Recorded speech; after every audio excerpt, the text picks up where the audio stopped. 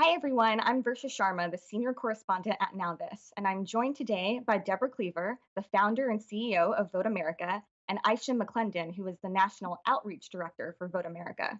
We're here to talk about perhaps the most important voting bloc or group that we have in this election and any election. It's women, and particularly women of color. So, Deb and Aisha, thank you so much for joining us today. Thank you for Thank having you. us. So we're just a little over 2 weeks from the conclusion of voting, right? Early voting and mail-in voting has been happening now for some time. The last count I saw was, some over 12 million Americans had already cast their ballots. So what are you seeing about voter engagement and turnout right now? Deb, maybe you, because I know you work a lot with data. Sure. I mean, we're seeing record turnout compared to this time in 2016. Over 50 times as many people have voted, and we are on track to have the highest turnout probably over the past 100 years or so. Yeah, so things are looking good, but of course it's not over until it's over. So we won't really know what turnout is like until November 4th of this year, the day after Election Day.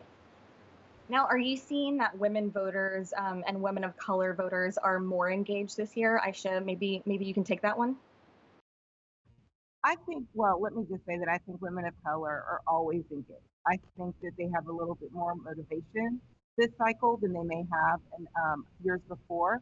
But I think that, as a Black woman, I will say we take that torch and we will carry it as long as we can. And so it's really great to see all of these Black women bringing their children, bringing their families to the polls to make sure that they're voting this year.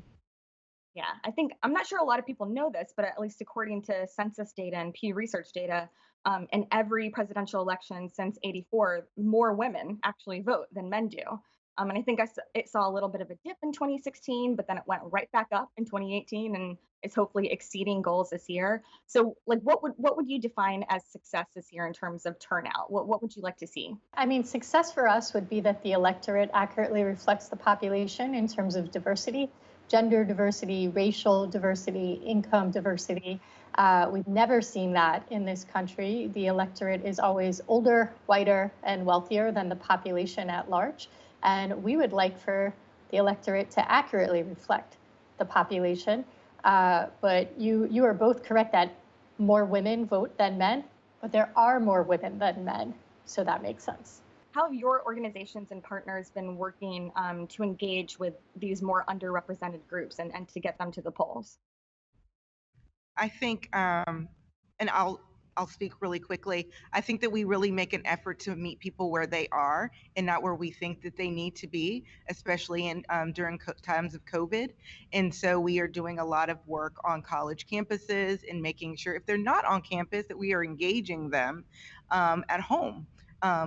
Along with their fellow students. So I think that that's really important that we're able to kind of transition and not think that you can only engage people in one way.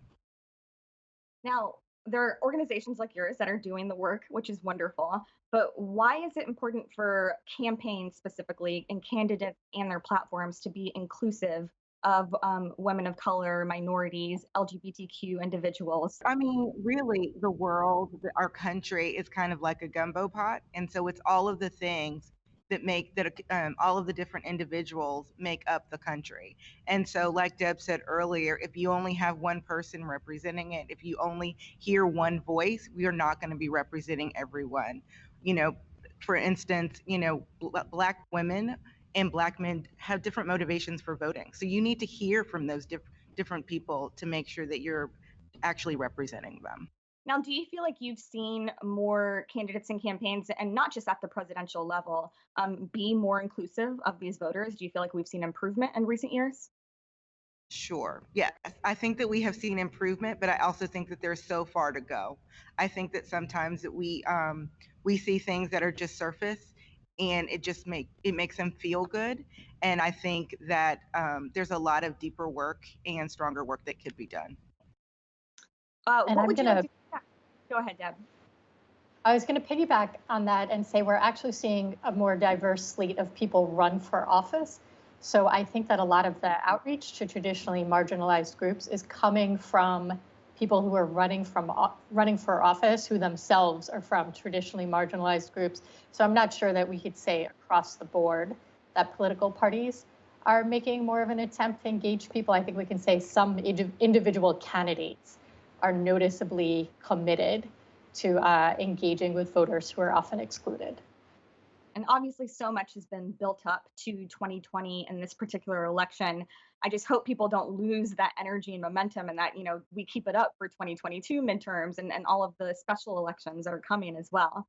I'm curious if you've seen an effect from Senator Kamala Harris being the first Black woman on a major party ticket, the first South Asian American on a major party ticket. If you've heard about her from voters in your outreach. Oh, we hear from it all the time.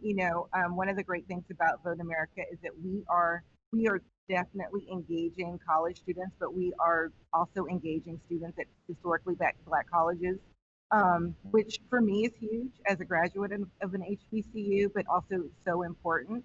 So to be able to look up and to see someone who not only looks like me, but also went to an HBCU, that alone is forcing people to remember that they are eligible to vote and to go out and vote. I think it's just so big.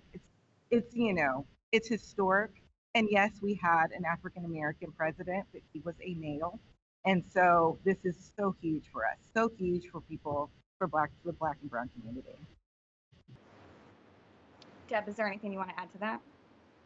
I was going to say that Black women are the most reliable voting bloc in America, and having a Black woman on the ticket is obviously a big deal. So yeah, I mean, presidential ticket is generally a pretty white ticket. Vice presidential ticket, so it's nice to see this. Nice to see a woman of color on the ticket. And I know that Senator Harris has also, she speaks quite openly and frequently about her Indian heritage as well. I'm Indian American myself, and so I'm very curious to see how the AAPI vote might change this year, and if that will bring out more voters as well. Yeah, it'll be great to see. I think it will. Yeah, I would say at this level that representation drives turnout and turnout drives representation. I mean, it's just a healthy ecosystem. The more diverse the candidates, the higher the turnout, the more diverse the people who are elected to office. Now, Deb, I understand that you work with tech a lot and have for a long time now. Are there any tools that you're excited about using for getting out the vote or for turnout this year? Or how have you seen the different campaigns use that as well in 2020? I mean, I like technology in general. It doesn't solve problems, it just amplifies solutions. And so we just released last week a tool that we're pretty excited about. It's our Where to Vote tool. You can reach it at voteamerica.com/vote. And it tells you where your early voting locations are, where your drop boxes are for states that have them, and where your election day polling place is.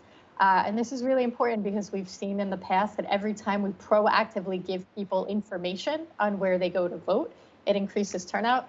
Also, because there are endless shenanigans around polling locations, they change, they close, issues happen. So it's important to have a tool where people can get the most up-to-date information. And we are pulling from multiple data sources.